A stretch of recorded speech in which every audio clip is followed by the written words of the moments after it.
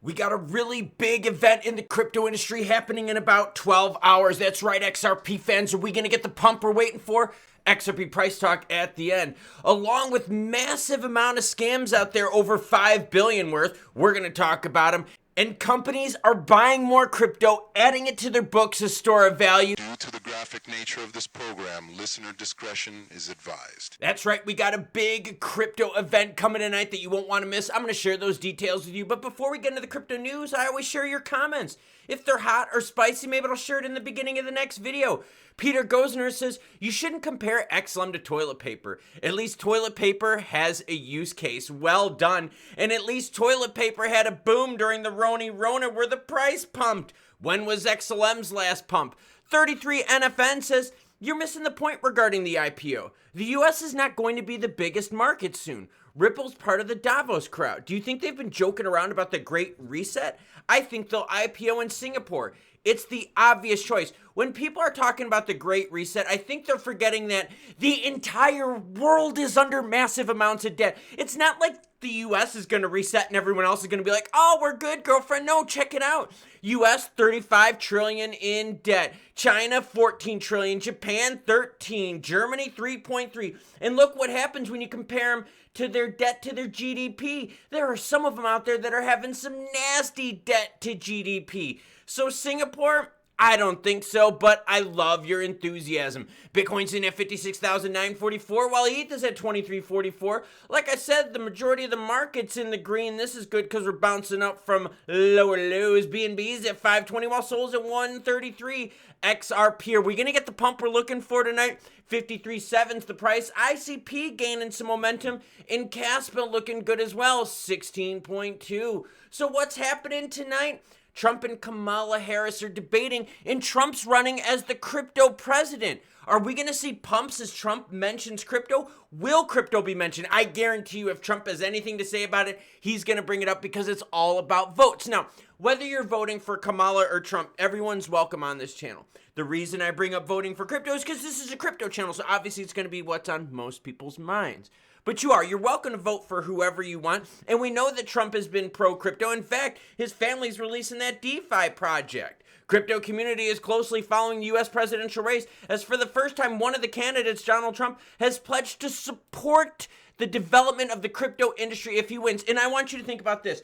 We know the SEC has crushed crypto. And in fact, even if you don't live in the United States, the SEC has had a heavy impact on your holdings because of the global reach of U.S. policy and politics. Trump's once a critic of Bitcoin has shifted his stance, betting on the support of crypto investors. In fact, some polls out there are saying that crypto may sway as much as 5% of the vote. Do you know how big that is? That's talking about moving several swing states from other colors. Nice, isn't it? On the other hand, Vice President Kamala Harris, who succeeded Joe Biden after he withdrew from the race in 2024, has remained relatively quiet on crypto.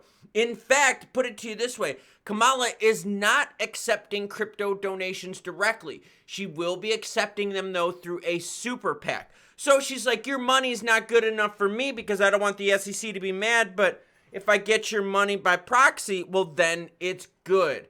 Now we're going to be thinking, hey, what happens with this debate tonight? Are we going to get some juicy good news? Now onto some sad stats, and don't worry, I've got XRP price at the end, and we're going to talk about Japan, store of value, and buying cryptos and adding them to your books as a store of value. Americans lost over 5.6 billion to crypto scams in 2023. In fact, we have a huge channel supporter, Trick, whose daughter works in the scam scheme department for a bank, and my guy's been telling me that she's been having some busy times. And here's the deal. When are scams and schemes really high?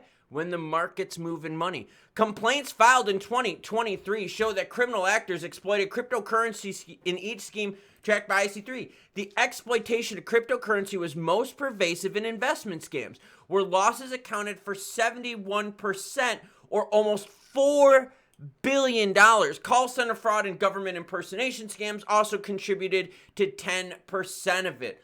Look at this.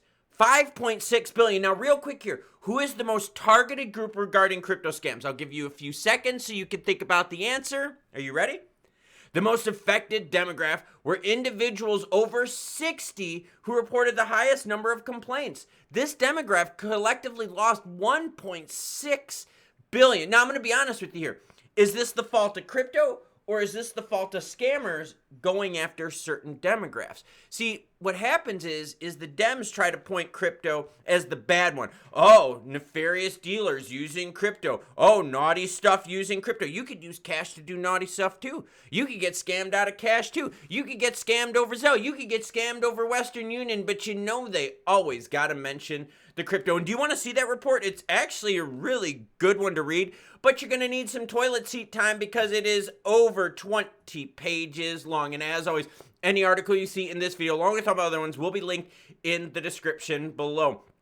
Seriously, really neat to see here all the stats regarding scams. Now, look at this. In terms of cryptocurrency, look at how much it has gone up over the last several years. And obviously, right, we started seeing some movement with BTC and some of the alts in 2023 into 2024. So no wonder you're going to see more scams. When the market's hot, scammers are going to scam, boys and girls. Now let's talk about Japan and store of value. Listen to this. Japan's MetaPlanet buys another $2 million worth of BTC. Now don't get lost by the $2 million. I know that's nothing. I know it's nothing. But think of the concept here. You have now another company adding crypto to their books as a store of value, as a reserve asset. That's huge. And this is Japan. So it's not just happening in the United States, it's happening all over. MetaPlanet revealed its latest Bitcoin buy in September 10th filing, noting that it had purchased 38.4 BTC at an average price of 54,000. And hey, that happened today on September 10th. That's why you hit the subscribe button.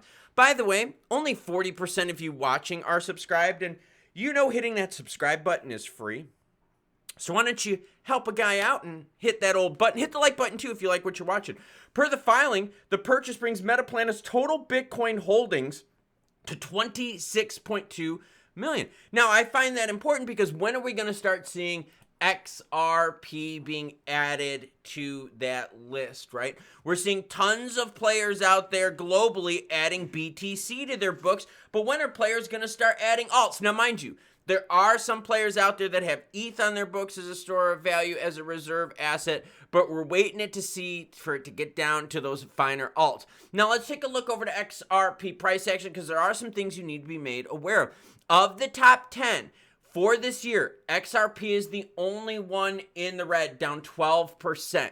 Yeah, not that good of a year for XRP, but we've also had the Torres case. Now, the good news, though, is that volume is starting to creep up. We're not at a billion yet, but we're up 20% here in the last 24 hours, and it looks like we're bouncing up from those lows over the last several days.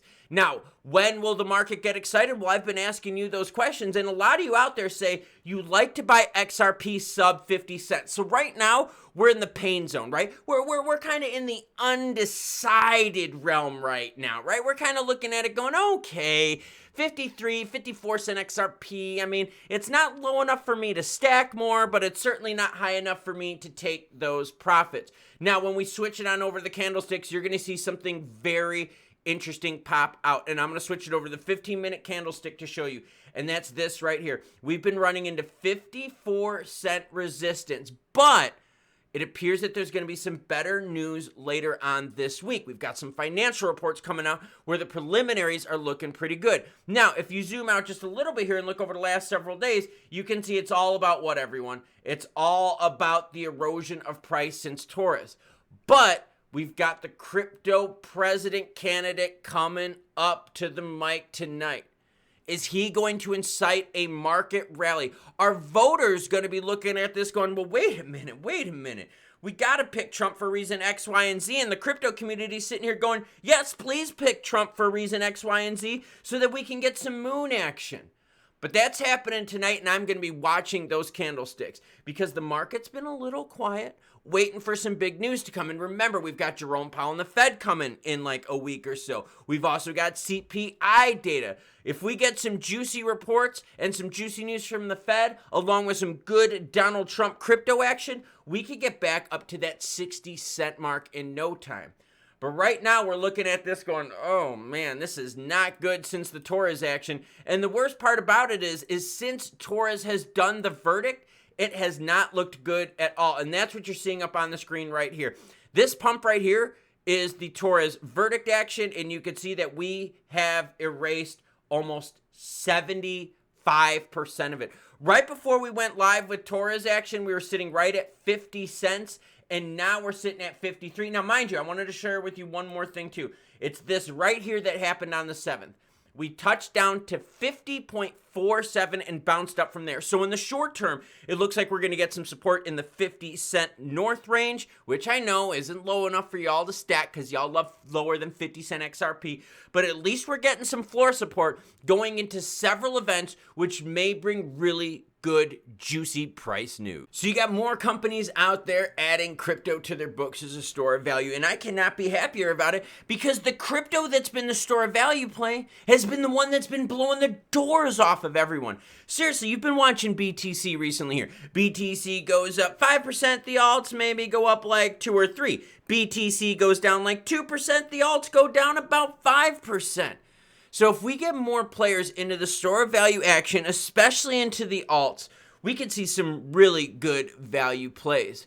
Speaking of value plays, I don't know what people are talking about with the Great Reset as if the US is the only one in debt. The entire globe is in frickin' debt. So if the United States resets, it's gonna trigger a bunch of other ones to reset as well. Think about what we're going through with China with Evergrande. Everyone's like, yo, bro, Evergrande, yeah.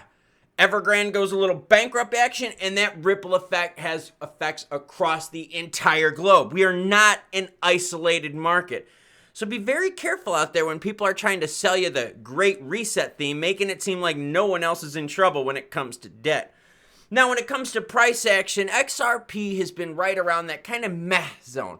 It's not low enough for us to stack, and it's not high enough for us to take some profits.